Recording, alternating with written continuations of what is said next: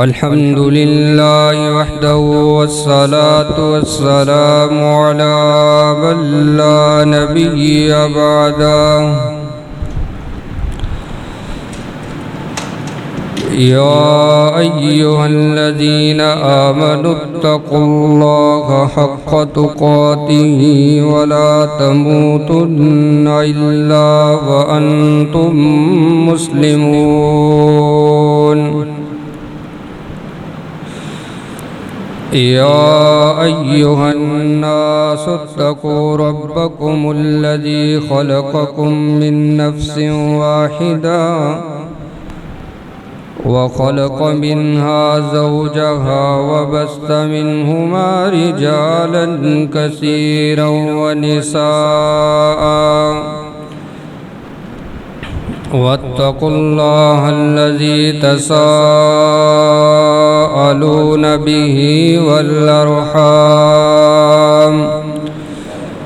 إن الله كان عليكم رقيبا. يا أيها الذين آمنوا اتقوا الله وقولوا قولا سديدا يصلح لكم أعمالكم ويغفر لكم ذنوبكم ومن يطع الله ورسوله فقد فاز فوزا عظيما. أما بعد فإن خير الحديث كتاب الله وخير الهدي هدي محمد صلى الله عليه وسلم وشر الأمور محدثاتها وكل محدثة بدعة وكل بدعة ضلالة وكل ضلالة في النار. رب اشرح لي صدري ويسر لي أمري واحلل عقدة من لساني يفقهوا قولي. رب زدني علما اللهم رب زدنا علما وعملا وفهما. سبحانك لا علم لنا إلا ما علمتنا إنك أنت العليم الحكيم. اللهم صل وسلم على نبينا وحبيبنا محمد صلى الله عليه وسلم. أعوذ بالله السميع العليم من الشيطان الرجيم. بسم الله الرحمن الرحيم. إن هذا القرآن يهدي للتي هي أقوم. وقال تعالى يا أيها الناس قد جاءتكم موعظة من ربكم وشفاء لما في الصدور. وقال صاحب القرآن صلى الله عليه وسلم من يرد الله به خيرا يفقهه في الدين. صدق الله وصدق رسوله النبي الأمي الكريم الأمين. ونحن على ذلك لمن الشاهدين والشاكرين والحمد لله رب العالمين. لا ریب تیری روح کو تسکین ملے گی، لا ریب تیری روح کو تسکین ملے گی، کرب کے لمحات میں قرآن پڑھا کر، پھر آئے گا تجھے جینے کا سلیقہ، پھر آئے گا تجھے جینے کا سلیقہ، سید کونین کے فرمان پڑھا کر، کیا کیا نہیں تجھے نعمت ملی، فرصت جو ملے سورہ رحمان پڑھا کر۔ ہر قسم کی حمد و ثنا اللہ وحدہ لا شریک کے لیے ہے، جو ہم سب کا خالق مالک رازق ہے، داتا گنج بخش ہے، فعال لما یرید، علی کل شیء قدیر کی طاقتوں کا مالک ہے، انگلا تعداد بے حد و حساب درود و سلام امام الانبیاء محسن انسانیت فخر آدمیت حضرت محمد رسول اللہ صلی اللہ علیہ وآلہ وسلم کی ذات پاک کے لیے، جو ساقی کوثر، شافع محشر، شفیع المذنبین اور رحمت للعالمین ہیں۔ رحمت اور بخشش کی دعائیں صحابہ کرام، تابعین اعظام، فقہاء دین، ائمہ دین، اولیاء کرام اور قیامت تک آنے والے موحد مسلمانوں کے لیے۔ حضرات عزیز وقار، آج کے اس مختصر سے وقت میں آپ کے سامنے اللہ کی کتاب، آخری کتاب، آخری کلام، کلام اللہ، قرآن مجید، فرقان حمید، اس کی فضیلت، اس کی تاثیر اور اسی کے متعلق چند معروضات آپ کے گوش گزار کرنا چاہتا ہوں۔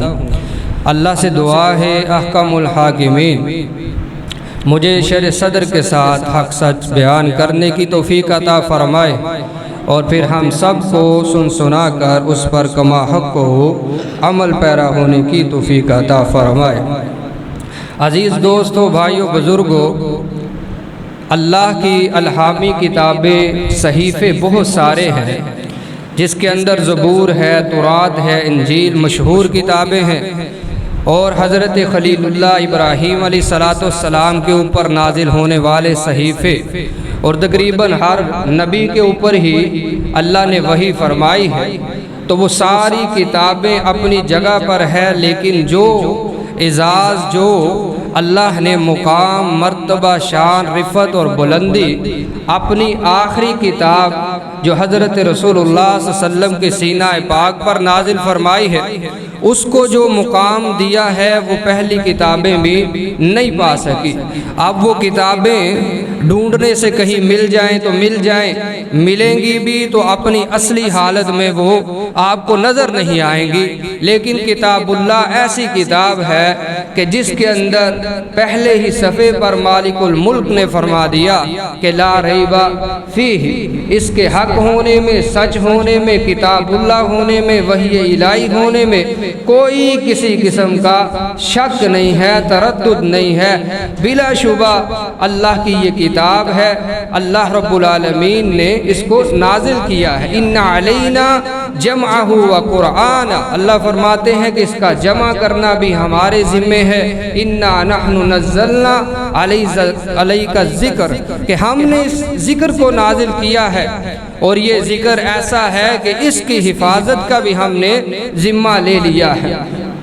حفاظ موجود ہیں، قراء موجود ہیں، پڑھنے والے، سننے والے موجود ہیں، لیکن ان کے ذمے اس کی حفاظت نہیں ہے۔ وہ یاد کریں نہ کریں، پڑھے نہ پڑھیں، سنے نہ سنے، کوئی بھی اس کو نہ پڑھے، کوئی بھی نہ سنے، لیکن یہ کتاب اللہ ایسی کتاب ہے کہ یہ مٹ نہیں سکتی۔ قیامت کے در و دیوار قائم ہو جائیں گے، اور یہ اسی طرح جس طرح حضرت جبریل امین پوری امانت اور دیانت کے ساتھ اس کو لے کر کے نازل ہوئے تھے، یہ اسی طرح اپنی ایک ایک زبر کو محفوظ کیے ہوئے قیامت تک انشاءاللہ العزیز قائم و دائم رہے گا۔ اس کو مٹانے والے بڑے آئے، خود مٹ گئے، لیکن یہ کتاب اس سے بھی زیادہ، پہلے سے بھی زیادہ پھیلتی چلی گئی ہے۔ یہ ایسی کتاب ہے، میرے عزیز دوستو، ان ھذا القرآن یہدی للتی ہی اقوم، یہ ایسی کتاب ہے کہ جو قوموں کو جینے کا سلیقہ دیتی ہے، طریقہ بتاتی ہے، اور گرے ہوئوں کو اٹھاتی ہے، اور جو پستی کا شکار ہو چکے ہوتے ہیں ان کو ترقیوں کی منزلوں کے جو ہے وہ زینے چڑھا دیتی ہے۔ یہ ایسی کتاب ہے۔ تو عزیز دوستو، یہ کتاب سب سے پہلے اللہ کی پہچان کرواتی ہے۔ پہلا جو حرف ہے اس کا وہ کیا ہے؟ قرآن پاک کا جب آغاز کیا جائے تو کیا ہے؟ الحمدللہ رب العالمین۔ یہ اللہ کی تعریف کرتی ہے، سمجھاتی ہے، بتاتی ہے۔ کائنات کا کوئی بھی انسان جو بڑا ہی متعصب ہو، مسلمان نہ ہو، قرآن کو جلانے والے آج بڑے موجود ہیں۔ کل عید کا دن تھا تو ناروے کے اندر قرآن پاک کو نعوذ باللہ جلایا گیا۔ میرے عزیز دوستو، کہیں نہ کہیں ہم سمجھتے ہیں کمزوری ہماری ہے کہ ہم ان تک اس کتاب کو پہنچا نہیں سکے، بتا نہیں سکے، قائل نہیں کر سکے کہ بھائی اس کتاب کو پڑھیے تو صحیح، ایک دو اس کی آیتیں ہی پڑھ لیجئے، آپ کو سمجھ آ جائے گی۔ یہ کتاب جلانے کے لیے، سینے سے لگانے کے لیے، تو پھر انشاءاللہ وہ سینے سے لگائیں گے۔ میرے عزیز دوستو، یہ اللہ کی پہچان کرواتی ہے۔ کائنات میں ہندو، سکھ، یہودی کو تو چھوڑیے، ایسے ایسے لوگ موجود ہیں کہ جو اللہ کے وجود کا نعوذ باللہ انکار کرتے ہیں، اللہ کو ہی نہیں مانتے، داہریہ ان کو کہا جاتا ہے۔ اب ان کے سامنے بھی اگر قرآن پاک کو رکھا جائے تو بڑے ایسے داہریے ہیں کہ جو اس کتاب کو پڑھ کر کے مسلمان ہوئے ہیں، اللہ کی توحید کے اقراری ہوئے ہیں۔ تو میں تھوڑا سا تعارف کروانا چاہتا ہوں اس کتاب کے ذریعے خالق کائنات کا۔ رب کائنات نے فرمایا، قرآن پاک سماعت کیجئے گا، فرمایا ان فی خلق السماوات والارض واختلاف اللیل والنہار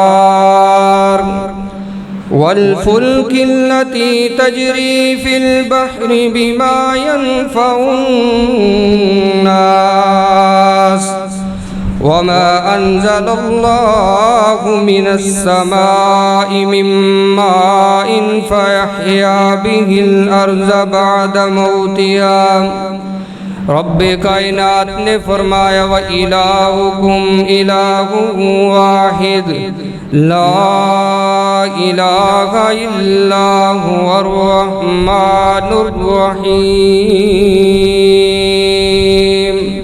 کائنات کے لوگوں، تمہارا خالق ایک ہے، مالک ایک ہے، تمہاری بگڑی بنانے والا، ڈوبتی کو پار لگانے والا، مشکلات میں کام آنے والا، تمہاری مدد کرنے والا، تمہیں شفائیں دینے والا، رزق دینے والا، تمہیں رزق عطا کرنے والا، زندگی دینے والا، اور زندگی کے بعد موت دینے والا، موت کے بعد پھر زندہ کرنے والا۔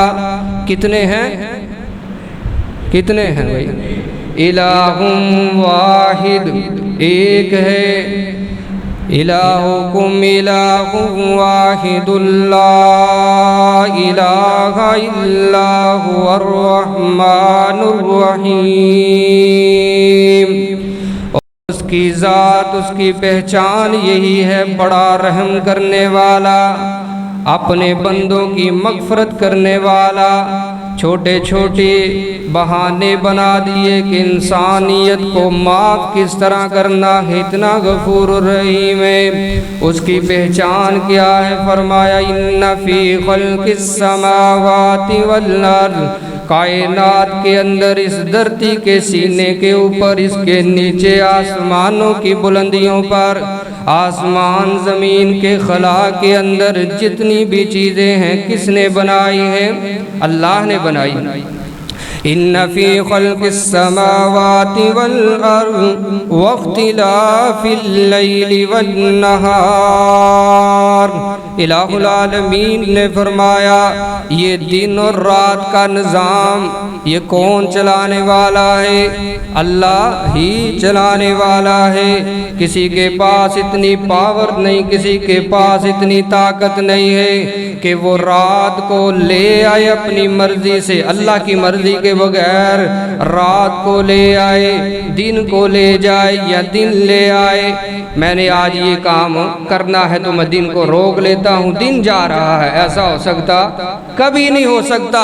لوگوں کے دعوے تو ملیں گے کہ فلاں نے گوشت بھوننا تھا تو سورج اس نے قریب کر لیا، آ گیا، لیکن میرے عزیز دوستو، آپ اپنی ان جیتی جاگتی آنکھوں سے ایسا منظر کبھی نہیں دیکھ سکتے، کیونکہ اس نظام کو چلانے والا اللہ اکیلا ہے، اس نے کسی کو اختیار نہیں دیا۔ کوئی یہ تو کہتا ہوا نظر آ سکتا ہے کہ فلاں کی نماز رہ گئی تھی تو سورج ہی اس نے لیٹ کر ڈالا، ایسا کبھی نہیں ہوا۔ رحمت کائنات صلی اللہ علیہ وسلم رات کے ایک سفر سے تھکے ہوئے رستے کے اندر پڑاؤ ڈال لیتے ہیں اور فرماتے ہیں آج رات ہمارا پہرا کون دے گا؟ حضرت بلال فرماتے ہیں اللہ کے رسول میں پہرا دیتا ہوں صلی اللہ علیہ وسلم۔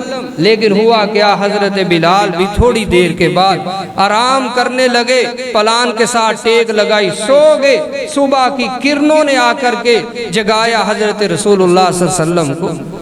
کس نے جگایا؟ سورج نے۔ آپ بھی سوئے رہے، آپ کے صحابہ بھی سوئے رہے، حضرت بلال جاگنے والے بھی سوئے رہے۔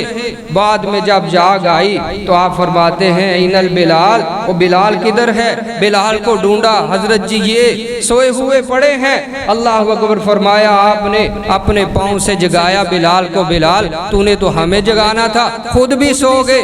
حضرت بلال فرماتے اللہ کے رسول صلی اللہ علیہ وسلم جس اللہ نے آپ کو سلائے رکھا اس نے مجھے بھی سلائے رکھا۔ بات ختم۔ اب آپ نے کیا فرمایا کہ چلو بھائی اس وادی کو چھوڑو، ھذا الوادی الشیطان، یہ شیطان کی وادی ہے، سورج نکلا ہوا ہے۔ حضرت رسول اللہ صلی اللہ علیہ وسلم کائنات کے امام ہے، امام المتقین والصالحین ہے۔ کائنات میں آپ جیسا اللہ نے کسی کو نہ بنایا ہے نہ بنائے گا۔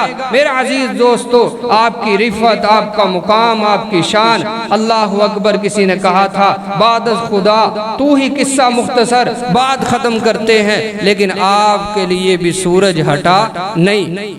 آئین سورج کی روشنی کے اندر آپ نے فرمایا نکلو اس وادی سے، اگلی وادی میں گئے، وہاں جا کر فرمایا اذان کہو، اذان کے بعد تکبیر کہی گئی، اور چڑھتے ہوئے سورج کے اندر اللہ کے رسول صلی اللہ علیہ وسلم نماز فجر ادا کر رہے ہیں۔ کوئی سورج نہیں رکا، کوئی کچھ نہیں ہوا، صحیح بخاری کے الفاظ۔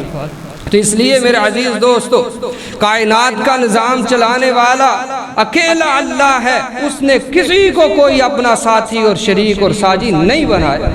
تو اللہ فرماتے ہیں، فرمایا واختلاف اللیل والنہار والفلک التی تجری فی البحر، اور یہ جو کشتیاں تمہیں چلتی ہوئی سمندروں کے اندر شہروں کے شہر لگتے ہیں، آج کل تو ہوائی اڈے بھی لوگ بناتے ہیں، کشتی کے اندر، پانی کے اندر اپنے جنگی جہاز وہاں اتارتے ہیں۔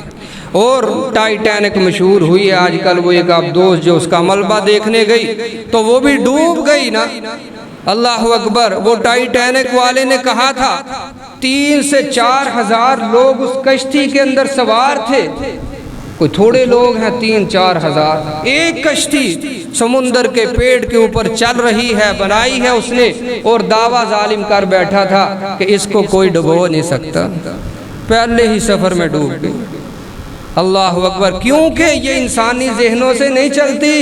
جتنا جدت مرضی اختیار کر لو، جدیدیت جتنی مرضی آ جائے، ماڈرنزم جتنا مرضی اختیار کر لو، سائنس جتنی مرضی ترقی اختیار کر لے، تمہارے رب کا فیصلہ آ چکا ہے۔ فرمایا الم تر ان الفلک تجری فی البحر بما ينفع الناس، الم تر ان الفلک تجری فی البحر بنعمت اللہ، یہ جو تم کشتیاں چلتی ہوئی دیکھتے ہو، اس کو چلانے والا کون ہے؟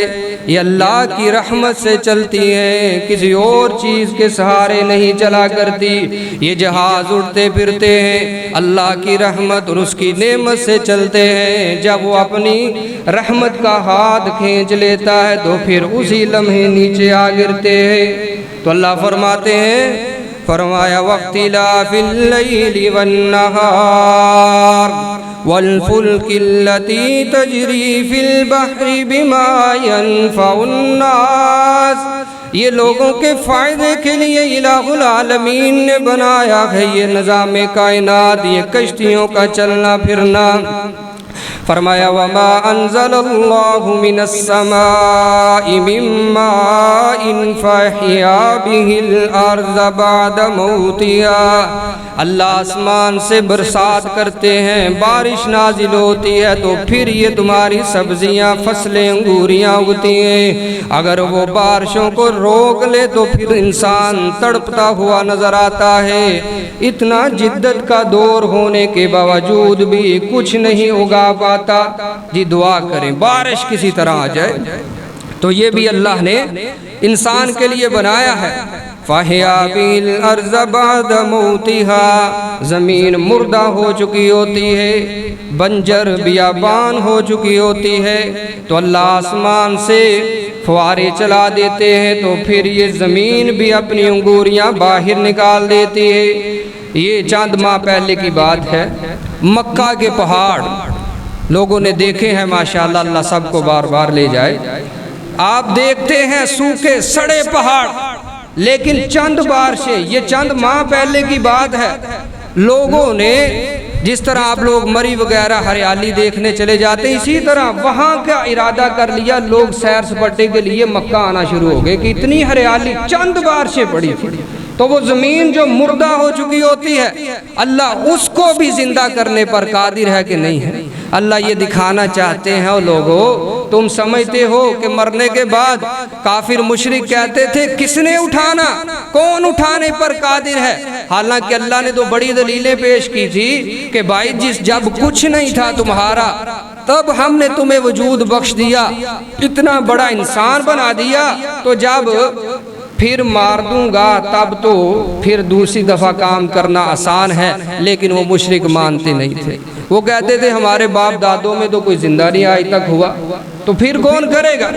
تو بہرحال اللہ فرماتے ہیں یہ میری نشانی دیکھ لو، یہ زمین مردہ ہو چکی تھی، تم نے بڑے جتن کیے ہوں گے لیکن یہاں پر کچھ اگتا نہیں تھا، لیکن ہماری رحمت کے چند فوارے جو ہیں وہ پڑے ہیں تو پھر یہ تر و تازہ ہو چکی ہے۔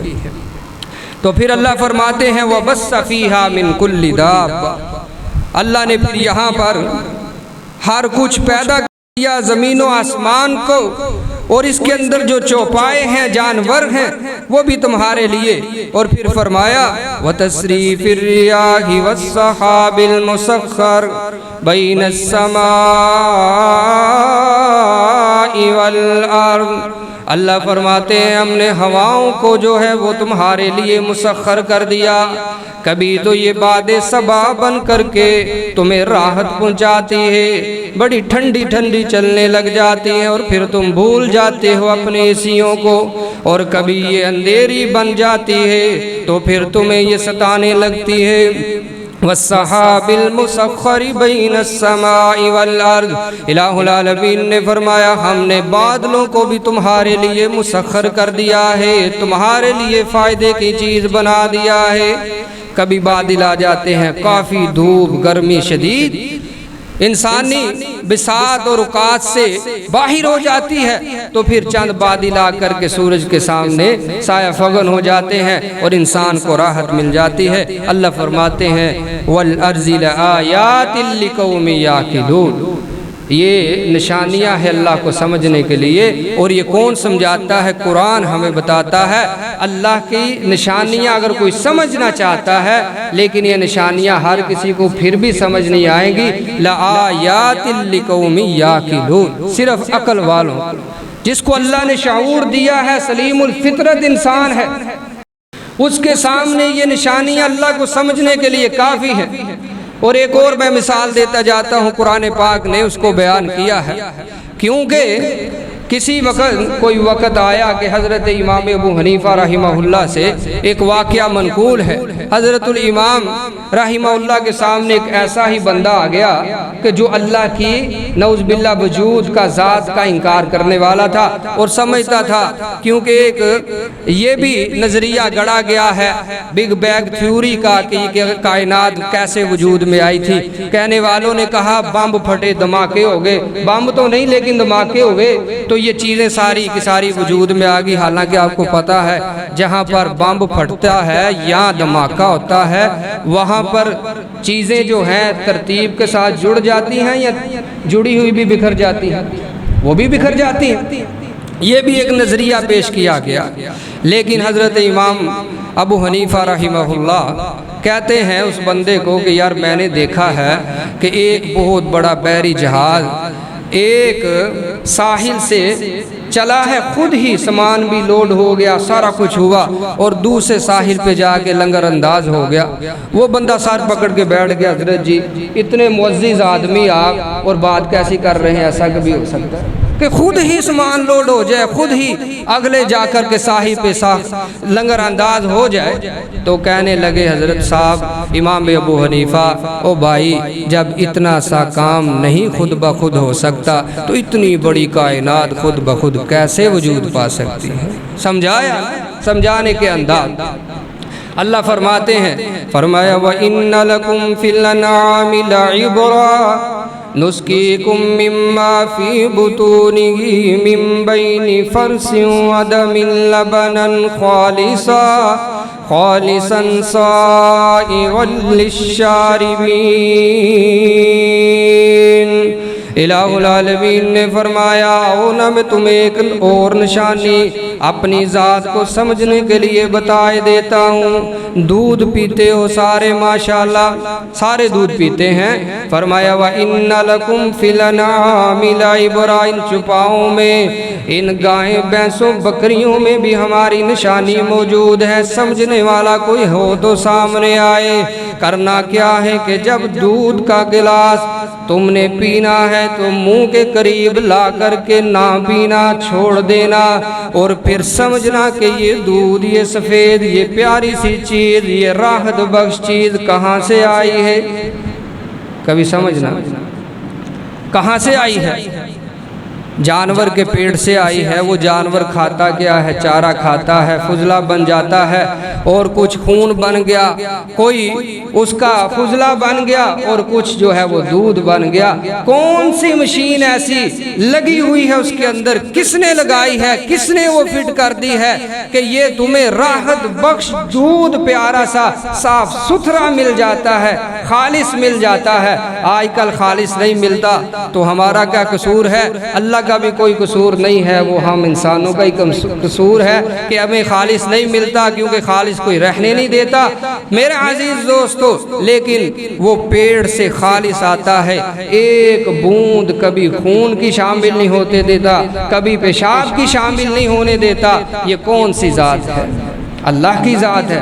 نہ سمجھو، بخاری مسلم سمجھ نہیں آتی تو نہ سمجھو، نہیں پڑھ سکتے نہ پڑھو، قرآن اب نہیں پڑھا بدقسمتی ہے تو کیا کرے، لیکن ایک دودھ کا گلاس بھی تمہیں اللہ کی معرفت کروا سکتا ہے۔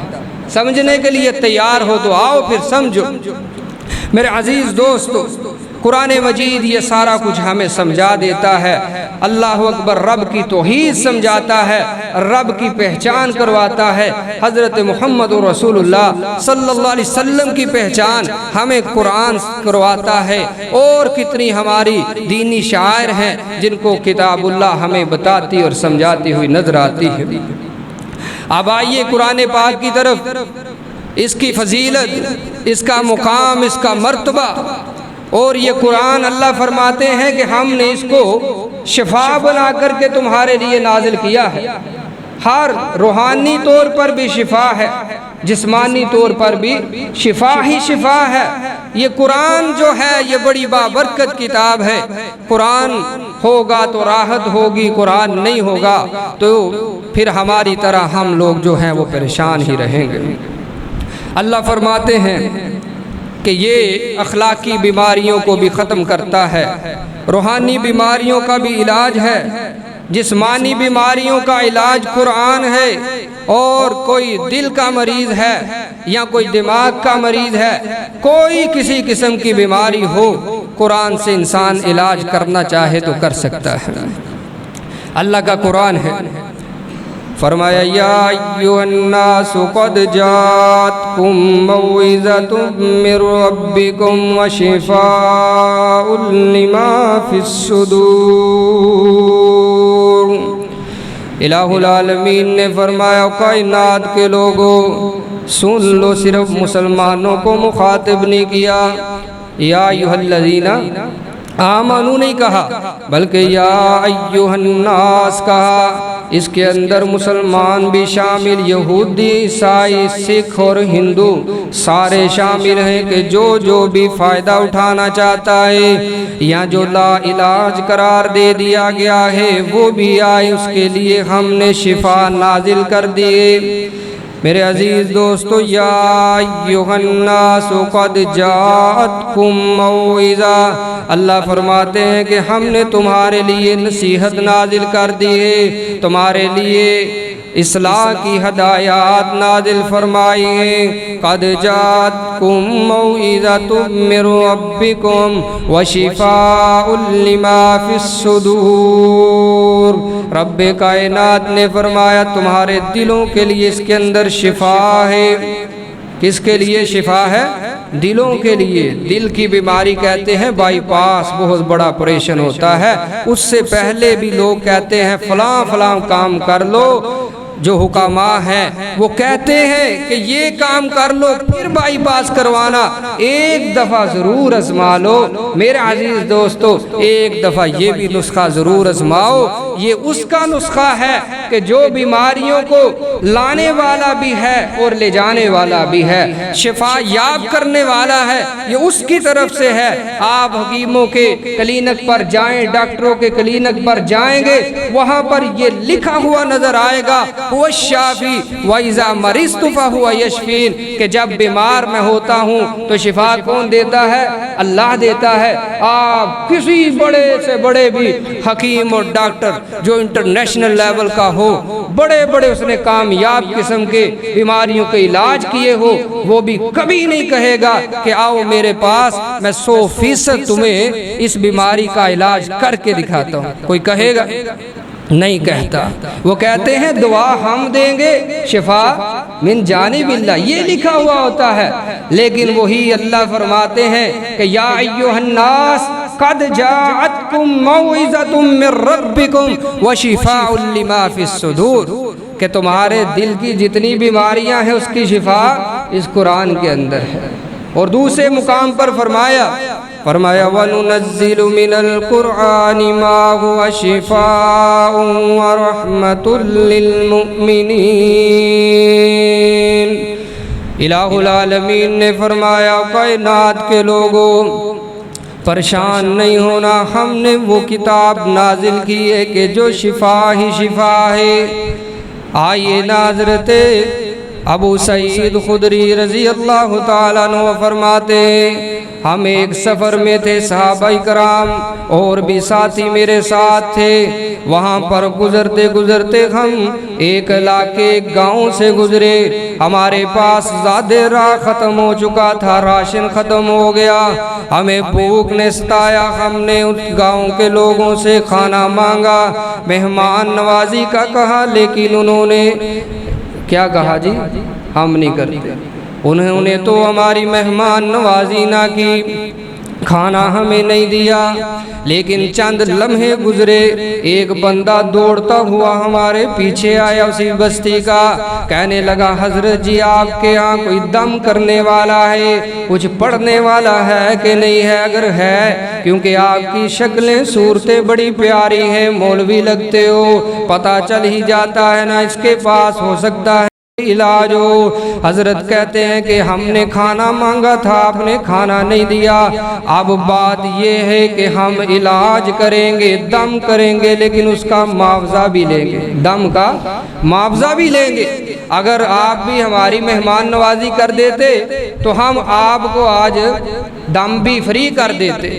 تو اس سے یہ بھی پتہ چلتا ہے کہ کبھی دم کرنے کے پیسے بھی لیے جا سکتے۔ صحابہ نے طے کر لیا۔ اب حضرت ابو سعید کہتے ہیں کہ میں نے قرآن پاک کی ایک سورہ مبارکہ تلاوت کی، سورت پڑھی اور میں نے دم کر دیا اور اس کو فوری شفا مل گئی۔ وہ سردار تھا قوم کا۔ اب ہمیں کچھ بکریاں انہیں دی تو ہم لے کر کے رسول اللہ صلی اللہ علیہ وسلم کے پاس حاضر ہوئے۔ لوگوں نے کہا تقسیم کر لو، کھا لو، لیکن صحابہ نے نہیں کھائی۔ حضرت ابو سعید کہتے ہیں میں نے کہا کہ اس وقت تک نہیں کھائیں گے جب تک رسول اللہ صلی اللہ علیہ وسلم کے سامنے نہ لے جائیں، ان سے پوچھ نہ لیں۔ پوچھنا کیا تھا؟ حلال ہیں کہ حرام ہیں، کھا لیں یا نہ کھائیں۔ آج کبھی ایسا نہیں ہو سکتا میرے عزیز دوستو، ہمارا معاشرہ مسلمان ہے لیکن ہر قسم کی دو نمبری یہاں پر ملتی ہے۔ مرچیں ہیں تو اس کے اندر بھی رنگ ڈال لیتے ہیں، کسی کا روپیہ گر جائے تو اوپر پاؤں رکھ لیں، اس کی شکل ادھر کو ہو تو میں اٹھا لوں۔ یہ ریالٹی ہے، حقیقت ہے میرے عزیز دوستو۔ لیکن وہ صحابہ ہیں، طے کر کے لیا ہے، لیکن اس وقت تک نہیں کھایا کہ جب تک ہم بارگاہ رسالت صلی اللہ علیہ وسلم میں نہ لے جائیں اور وہاں سے جا کر کے اس کے حلال ہونے کا جو ہے وہ ہمیں حکم نہ مل جائے۔ لیکن جب اللہ کے رسول صلی اللہ علیہ وسلم کے پاس لے گئے تو آپ نے فرمایا پڑھا کیا تھا؟ فرمایا اللہ کے رسول میں نے سورۃ الفاتحہ پڑھی تھی، صرف ایک سورت پڑھی ہے، بچھو کا ڈسا ہوا، فوری جو ہے جس کے بڑے بڑے علاج کیے گئے، کوئی جو ہے اس کے لیے تریاق کا سورت اختیار نہ کی اس نے، لیکن صرف سورۃ الفاتحہ پڑھی گئی تو اللہ نے فوری شفا عطا فرما دی۔ اس سورت کا نام سورۃ الشفا بھی ہے۔ صرف سورۃ الفاتحہ پڑھتے رہیے، اللہ رب العالمین کی طرف سے شفا یابی ہو جائے گی۔ اللہ کے نبی صلی اللہ علیہ وسلم نے فرمایا قد عصبتم اقسموا واضربوا لی معکم سہما، اور اس کو تقسیم کر لو اپنے اندر، ان بکریوں کو خود بھی کھاؤ اور میں محمد صلی اللہ علیہ وسلم کا حصہ بھی اس کے اندر سے رکھ لینا۔ آپ نے کھائے۔ حضرت امام ابن القیم رحمہ اللہ بہت بڑے امام گزرے ہیں، کہتے ہیں کہ میں مدینہ پاک کے اندر تھا، بلکہ مکے کے اندر میں کچھ عرصہ رہنے کے لیے وہاں ٹھہر گیا تو مجھے کئی بیماریوں نے گھیر لیا، کئی بیماریوں نے مجھے آ لیا۔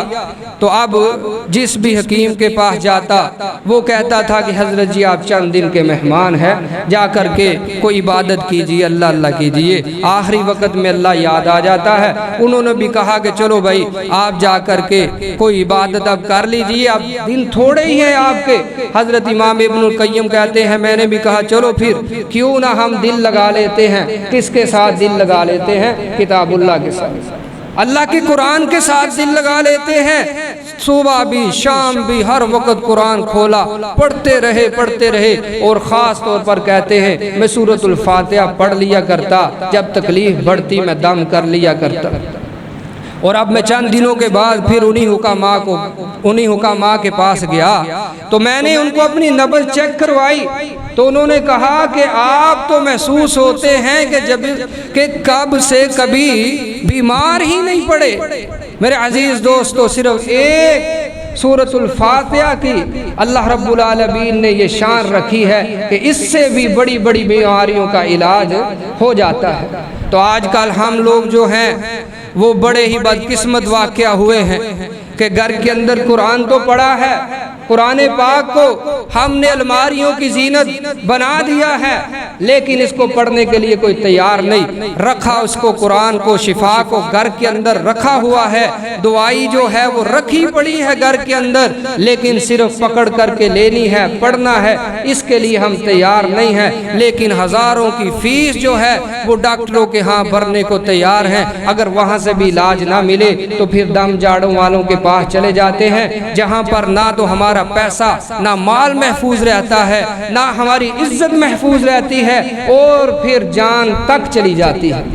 تو یہ قرآن پاک گھر کے اندر موجود ہے، آئیے اس کے ساتھ تعلق کو قائم کیجئے، اس کے ساتھ محبت کیجئے، اسی کے ساتھ پیار کیجئے۔ یہی راہ نجات ہے، یہی صراط مستقیم پر چلانے والا ہے۔ تمہاری جسمانی، روحانی ہر قسم کی ٹینشن اور بیماری کو دور کرنے کے لیے یہ کافی ہے اگر ہمیں یقین آ جائے۔ یقین کی صورت تو ضرور ہے، جب یقین ہوگا تو پھر انشاءاللہ العزیز اس کو ہم سینے سے بھی لگائیں گے۔ ہماری زبانوں پر ہر وقت رہے گا تو قرآن رہے گا۔ حضرت اسید ابن حضیر رضی اللہ تعالیٰ عنہ، صحیح بخاری کا ایک واقعہ ہے، آپ فرماتے ہیں میں ایک دن رات کو قرآن پاک کی تلاوت کر رہا تھا۔ صحابہ اکرام پہ قربان جائیں، راتیں بھی قرآن کے ساتھ گزارتے ہیں اور دن بھی ان کے قرآن کے ساتھ گزرتے ہیں۔ اللہ اکبر، حضرت ابوبکر صدیق رضی اللہ تعالی عنہ اتنا قرآن پڑھا کرتے تھے، مکہ کے مشرک جو تھے وہ بے اختیار ہو کر آپ کے اوپر ٹوٹ پڑتے تھے کہ اگر یہ اسی طرح قرآن پڑھتا رہا تو مکے کے اندر ایک بھی ہمارا حامی نہیں ملے گا، سارے کے سارے مسلمان ہو جائیں گے۔ میرے عزیز دوستو، حضرت ابوبکر رویا کرتے تھے، قرآن پڑھ کے رویا کرتے تھے، قرآن سن کے حضرت رسول اللہ کو بھی روتے ہوئے حدیث نے دکھایا ہے۔ حضرت عبداللہ ابن مسعود رضی اللہ تعالیٰ عنہ سے اللہ کے نبی نے فرمایا عبداللہ قرآن پڑھ کے مجھے سنا۔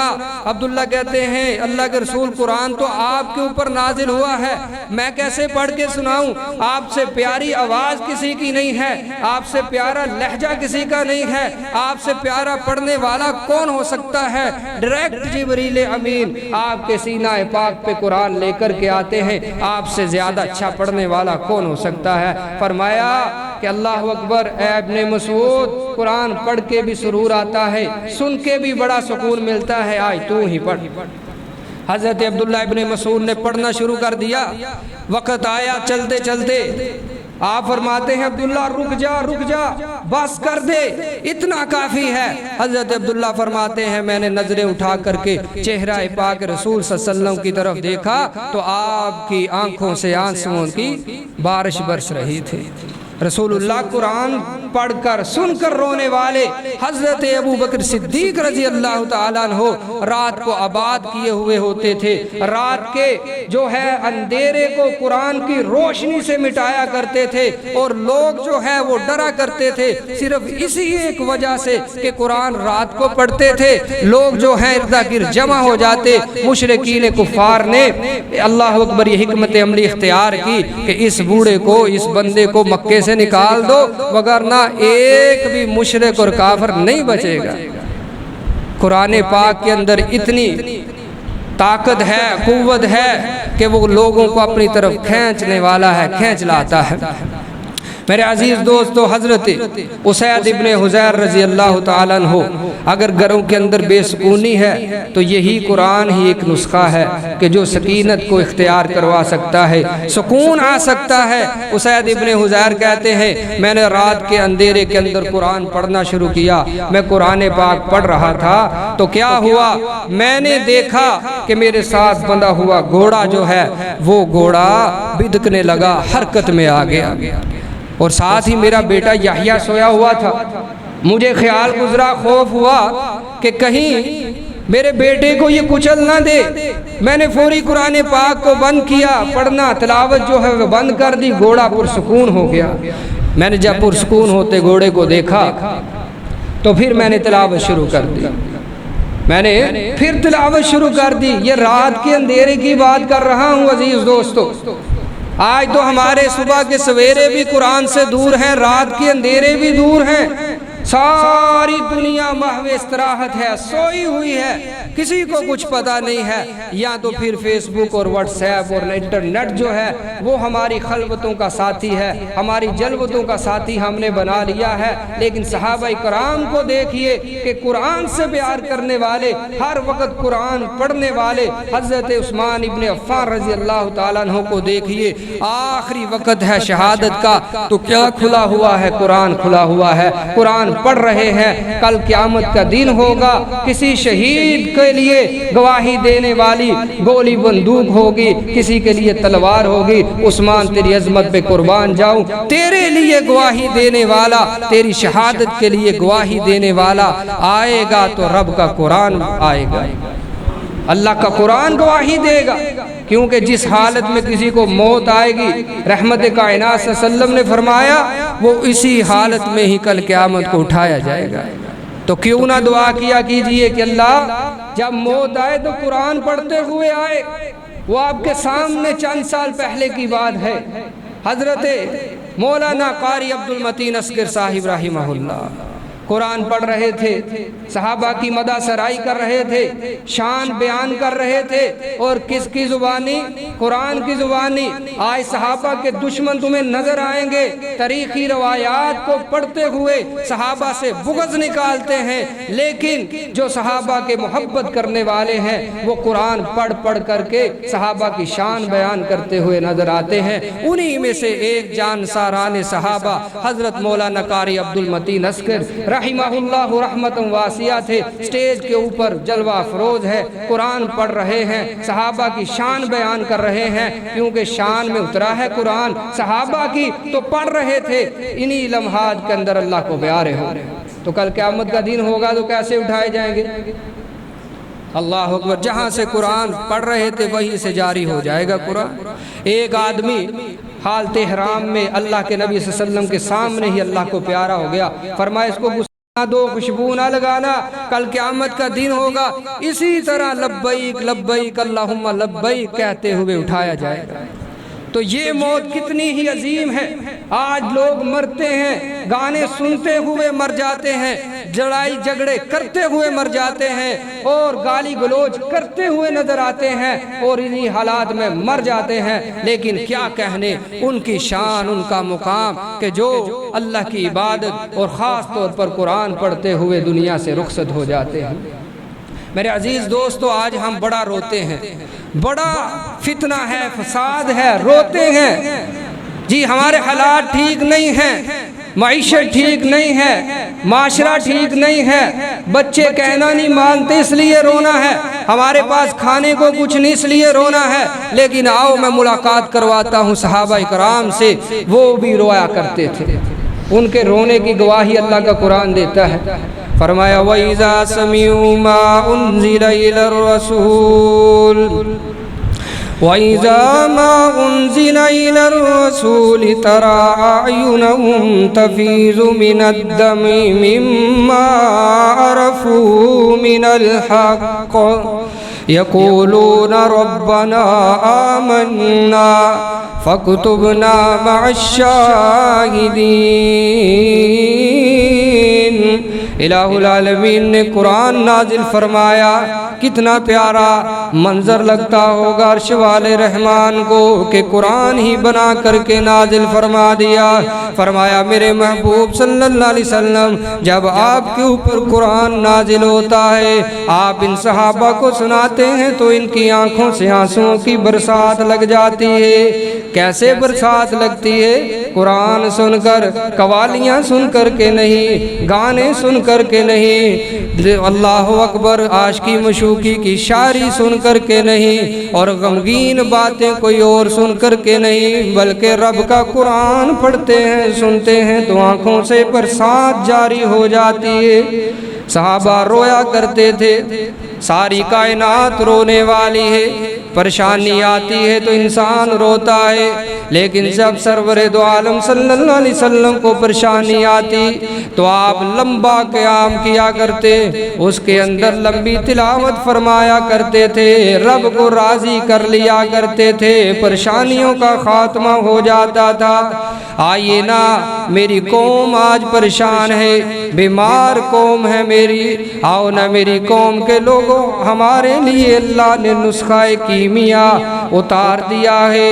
قرآن کے ہوتے ہوئے بھی ہم پریشان ہوں تو ہمارے سے بڑا بدقسمت کوئی نہیں ہو سکتا۔ ان اللہ یرفع بہذا الکتاب اقواما ویضع بہ آخرین۔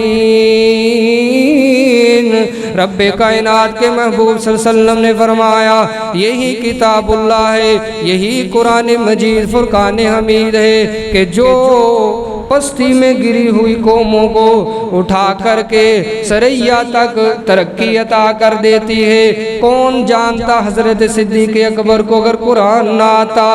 کون جانتا حضرت فاروق اعظم کو اگر رب کا قرآن نہ آتا؟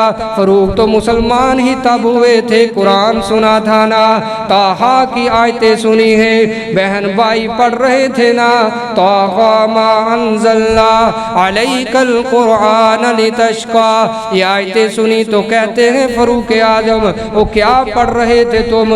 اب مجھے بھی تو بتاؤ نا۔ پہلے مارتے ہیں، جوش اور جذبے غصے میں آگے، لیکن جب قرآن کی آیتیں کانوں میں پڑ گئی تو فوری کہتے ہیں یہ قرآن تسلی سے مجھے سناؤ۔ سنا ہے قرآن۔ آمینہ کے لال علیہ السلام کی بارگاہ میں جانے کے لیے اسی وقت آرزو مند ہو گئے، اور مورخین نے لکھا ہے، احادیث میں آتا ہے کہ یہ حضرت فاروق اعظم اللہ کے رسول صلی اللہ علیہ وسلم کے لیے ناپاک ارادہ لے کر کے آئے تھے۔ کس ارادے سے آئے تھے؟ لیکن یہ ناپاک ارادوں کو پاک کرنے کے لیے ہی تو اللہ نے کلام اللہ نازل کیا ہے کہ جب تمہارے دل بیمار ہو جائیں، روحانی طور پر جسمانی طور پر کوئی بھی بیماری لاحق ہو جائے تو اس کی دعا قرآن ہی ہے، قرآن سے شفا یابی پایا کرو۔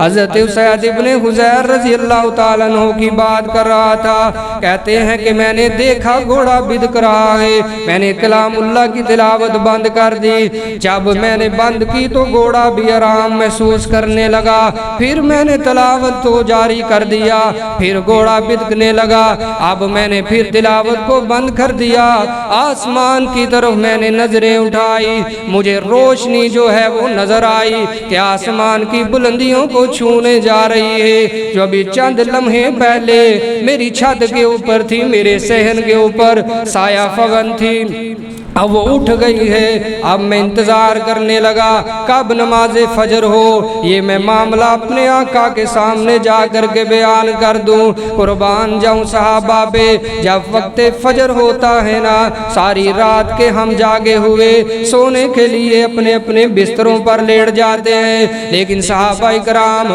فجر کا انتظار کرنے والے تھے، ساری رات کلام اللہ پڑھنے والے، وقت فجر کے اندر بھی آ کے آرام نہ کرتے۔ اب فجر کی نماز کا وقت ہوتا ہے، حضرت رسول اللہ صلی اللہ علیہ وسلم کے سامنے جا کر کے آپ کا غلام حاضر ہو جاتا ہے، کیونکہ اللہ کے رسول صلی اللہ علیہ وسلم وقت فجر اپنے صحابہ سے پوچھا کرتے تھے کہ رات کو کسی کو کوئی خواب آیا ہے تو بتائے، میں محمد صلی اللہ علیہ وسلم اس کی تعبیر بتا دوں۔ حضرت اسید ابن حضیر رضی اللہ تعالیٰ عنہ اللہ اکبر اپنا مسئلہ پیش کرتے، اللہ کے رسول رات کو یہ ماجرا پیش آیا ہے۔ اللہ کے نبی صلی اللہ علیہ وسلم فرماتے ہیں اسید قرآن پڑھتا رہتا، تجھے کس نے کہا ہے قرآن پڑھنے سے تو رک گیا ہے؟ تجھے پتہ نہیں ہے تیرا قرآن سننے کے لیے آسمان کی نورانی مخلوق فرشتے نازل ہو چکے تھے، وہ بھی اس مجلس کے اندر آ جاتے ہیں جہاں پر قرآن نازل ہوتا ہے، وہ سکینت اور سکون لے کر کے تیرے پاس آئے ہوئے تھے۔ اگر تو قرآن پڑھتا رہتا، صبح کی روشنی ہو جاتی تو سارے مدینے والے بھی ان فرشتوں کا نظارہ کر لیتے۔ قرآن جہاں پر پڑھا جاتا ہے وہاں پر آسمانی نورانی مخلوق ملائکہ نازل ہو جاتے ہیں، جہاں پر جھگڑا ہو، فساد ہو، فتنہ ہو، قرآن وہاں پر لے آئیے، یہ ہر مسئلے کو حل کر دینے کے لیے کافی ہے۔